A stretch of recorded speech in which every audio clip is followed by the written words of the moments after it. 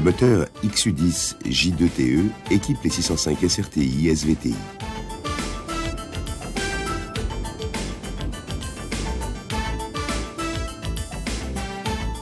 Il est élaboré sur la base XU10 d'une cylindrée de 1998 cm3. L'adjonction d'un turbocompresseur Garrett porte la puissance maxi à 104 kW CEE, soit 145 chevaux-dynamique de 4500 à 6000 tours minute. L'effort a été surtout porté sur la souplesse et l'agrément de conduite, grâce à une plage de couple maxi importante, soit 22,5 mètres décanewtons de 2200 à 4500 tours minute.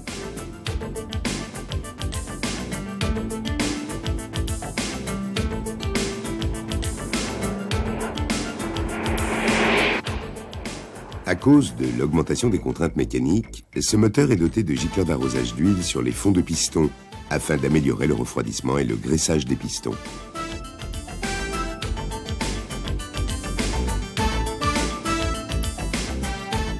Un échangeur eau-huile de type Modine à 8 lames améliore également le refroidissement de l'huile moteur. L'air d'admission est refroidi par un échangeur air-air placé dans la face avant. Les paliers du turbo sont refroidis par le liquide de refroidissement du circuit principal.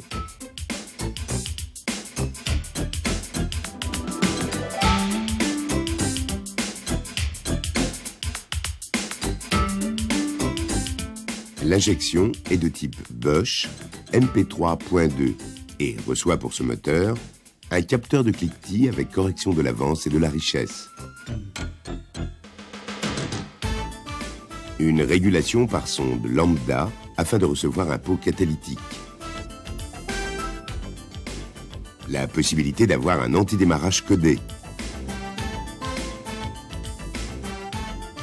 Et surtout la régulation de la pression turbo par le calculateur.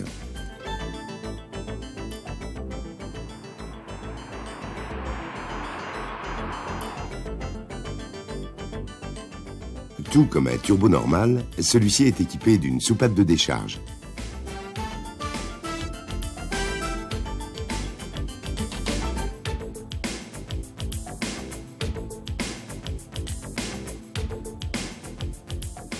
Cette soupape est manœuvrée par un poumon, lui-même relié à la pression de suralimentation prélevée à la sortie du turbocompresseur.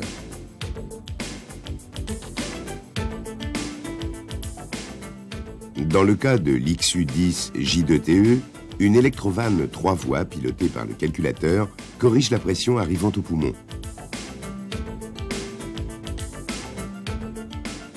Le calculateur peut ainsi faire varier la pression de suralimentation en fonction de divers paramètres.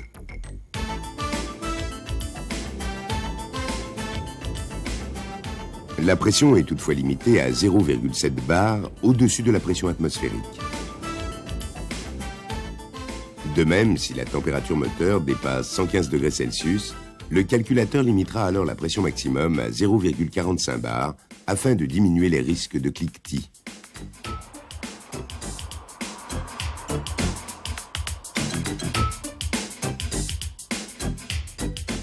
Pour passer le couple important, la 605 est équipée de la boîte de vitesse ME5T.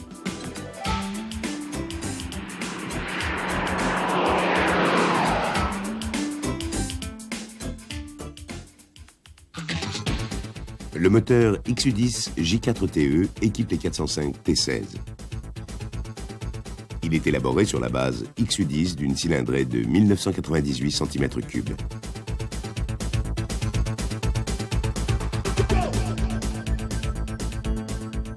La culasse 16 soupapes et le turbocompresseur Garrett VAD 25 à géométrie variable procurent une puissance maxi de 144 kW CEE, soit 200 chevaux-dynamique de 5000 à 6500 tours minute.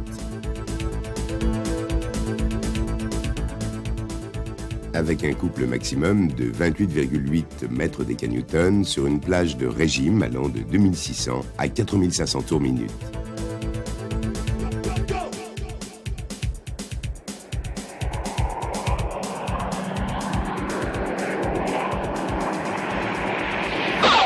dispose également d'un système de surpression d'air d'admission ou overboost qui porte la puissance maximum à 159 kW CEE, soit 220 chevaux d'In pendant un temps pouvant atteindre 45 secondes.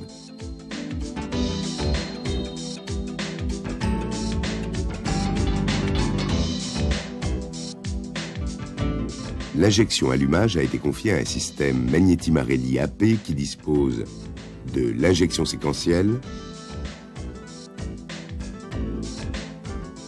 l'allumage statique à une bobine par cylindre, la détection de cliquetis avec correction de l'avance et de la richesse,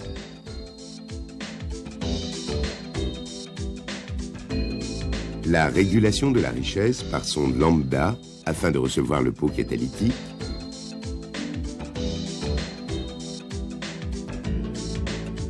et surtout le pilotage par le calculateur de la géométrie du turbocompresseur et de la pression de suralimentation.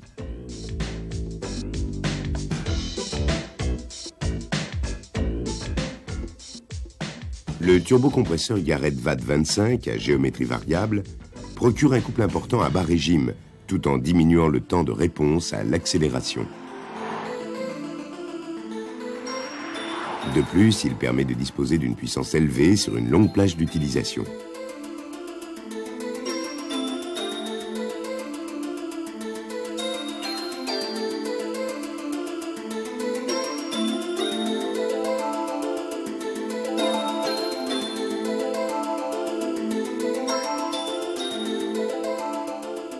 Une palette mobile placée en amont de la turbine permet de faire varier la section de passage des gaz d'échappement. Le calculateur pilote progressivement une électrovanne qui commande un poumon.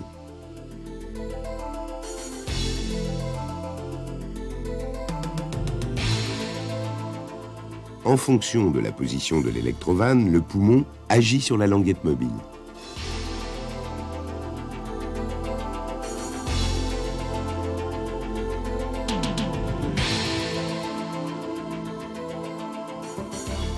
La position de la palette est déterminée en fonction de plusieurs paramètres par une cartographie en mémoire dans le calculateur.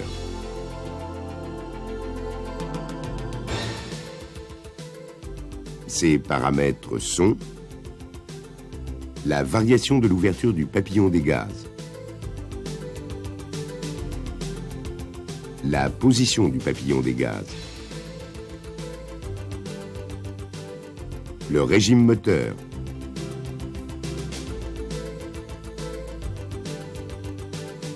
la vitesse du véhicule, la température d'air d'admission,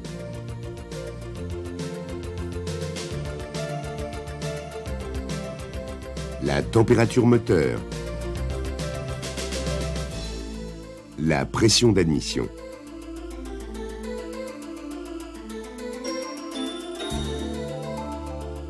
Si le régime moteur est inférieur à 2200 tours minute, la palette ferme partiellement le conduit. Malgré la faible quantité de gaz d'échappement, la section réduite procure à ceci une grande vitesse. La turbine tourne ainsi à un régime important, d'où un bon remplissage d'air admission, même dans les bas régimes. Si le régime moteur est supérieur à 2200 tours minute, la palette se déplace progressivement vers la turbine, ce qui augmente la section de passage.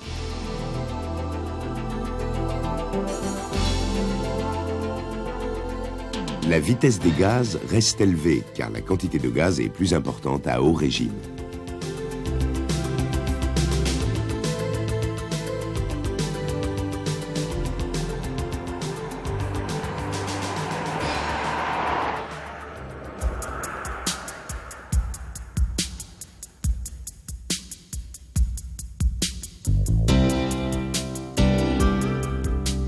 La pression de suralimentation est régulée en fonction des mêmes paramètres que la géométrie variable.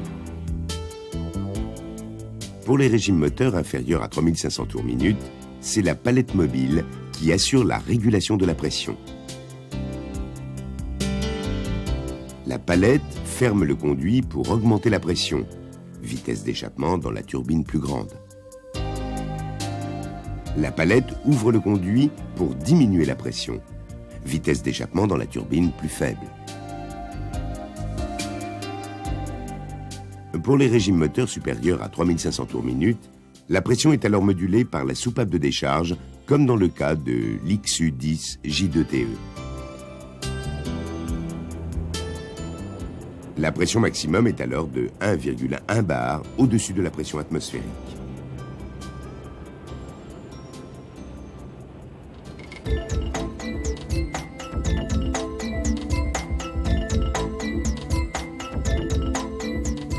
Cette fonction, complémentaire à la suralimentation, permet de porter temporairement la pression maximum d'admission de 1,1 à 1,3 bar au-dessus de la pression atmosphérique, en agissant sur la palette mobile pour les régimes inférieurs à 3500 tours minute.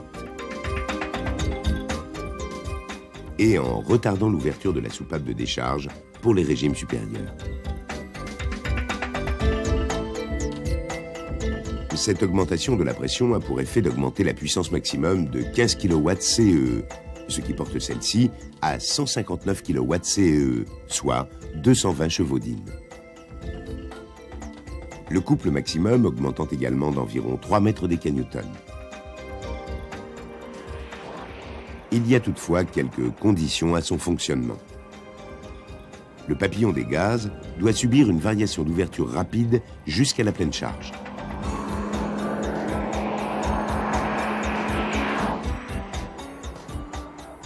De plus, le véhicule ne doit être ni en première ni en marche arrière. Ceci est déterminé par le rapport régime moteur vitesse véhicule. Enfin, le système est neutralisé si la température de l'air d'admission est supérieure à 80 degrés Celsius.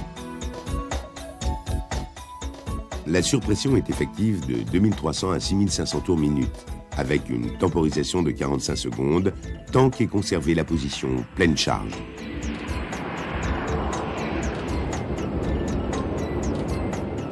Au bout de 45 secondes, le retour à la pression normale est alors progressif. En relâchant et en appuyant de nouveau à fond sur la pédale d'accélérateur, on peut toutefois réenclencher le système.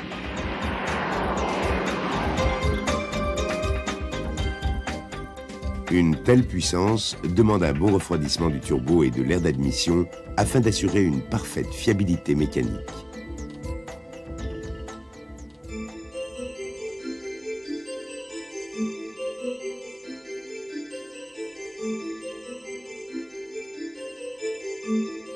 Les gaz d'échappement dans le turbocompresseur et la pression importante surchauffent l'air d'admission. L'air d'admission est donc refroidi par un échangeur air-eau implanté en parallèle sur le circuit de refroidissement. Cet échangeur air-eau permet l'échange de chaleur entre l'air d'admission et le liquide de refroidissement. Pour permettre un refroidissement du liquide plus important que dans le circuit principal, un radiateur constitué d'un serpentin en tube d'aluminium est placé au-dessus du radiateur principal.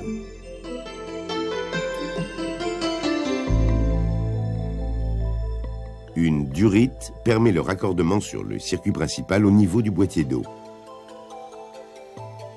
Pour obtenir une température plus basse, le liquide est contraint de circuler plus lentement dans des tubes de plus grande section. Enfin, un thermostat permet la circulation du liquide dès 82 degrés Celsius. Il s'ouvre donc plus tôt que celui du circuit principal.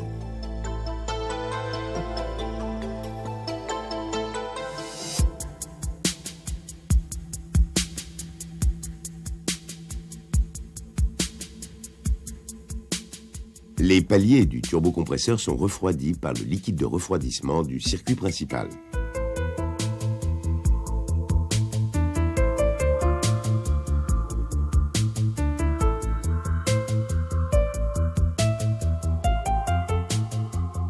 Lorsque le moteur s'arrête, la pompe mécanique du circuit de refroidissement ne tourne plus.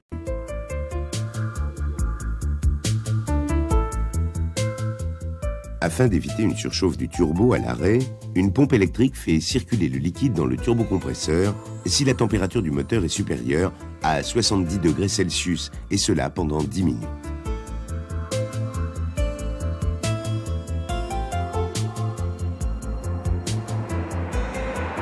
À chaque fois qu'il détecte la position pleine charge, le calculateur effectue un contrôle de la pompe électrique en la faisant fonctionner 2 secondes.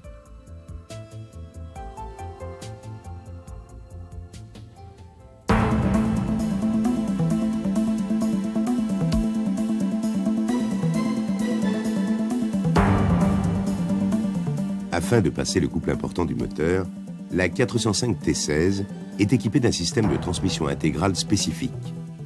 Ce système est dérivé de la 405 MI16 X4. La boîte de vitesse est de type ME5KX. C'est une version compactée de la boîte ME5T.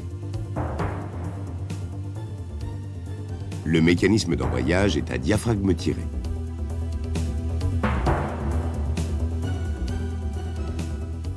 Par rapport à un embrayage à diaphragme poussé, il a pour principal avantage de réduire les efforts à la butée, donc de diminuer les efforts à la pédale. Avec un embrayage à diaphragme tiré, les rapports des bras du levier sont supérieurs à un embrayage à diaphragme poussé.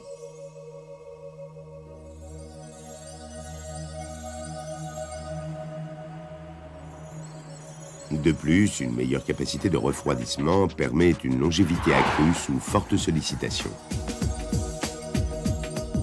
La commande d'embrayage hydraulique est constituée de 2 parties. Un émetteur et un récepteur. Elle est pré-remplie de liquide hydraulique et purgée. Il n'y a pas de réservoir, seule une réserve est aménagée dans l'émetteur. La séparation des 2 parties se fait par un raccord rapide.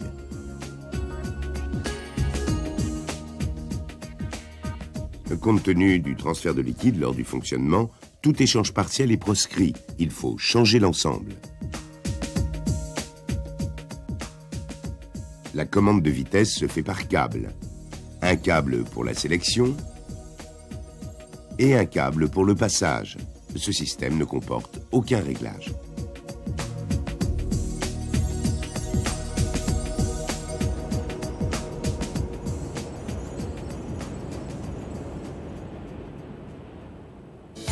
L'information tachymétrique se fait par roue phonique.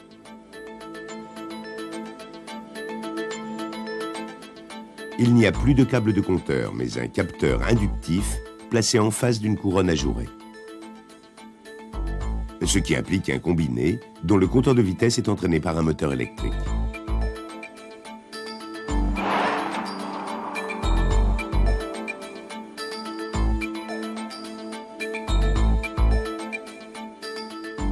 La boîte de transfert est de type TK2BR à viscocoupleur. C'est une version renforcée de la boîte TK2B. Le pont arrière est à différentiel Torsen. La transmission longitudinale est centrée dans la boîte transfert et dans le pont arrière.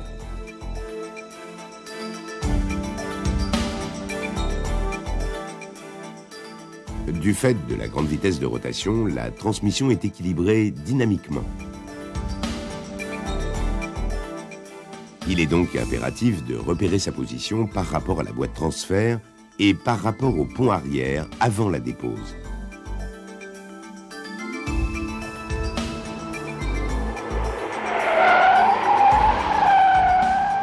Afin d'assurer une excellente tenue de route, les éléments de suspension avant sont adaptés.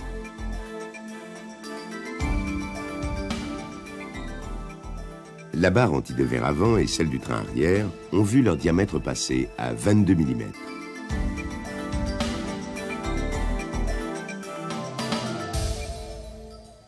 L'huile de la direction assistée est refroidie par un radiateur placé à l'avant du véhicule.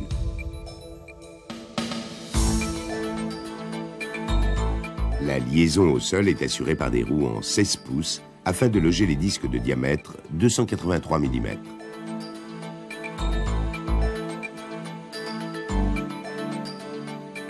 L'antiblocage de roues de série est un Bendix à 4 capteurs équipé d'un calculateur spécifique aux transmissions intégrales.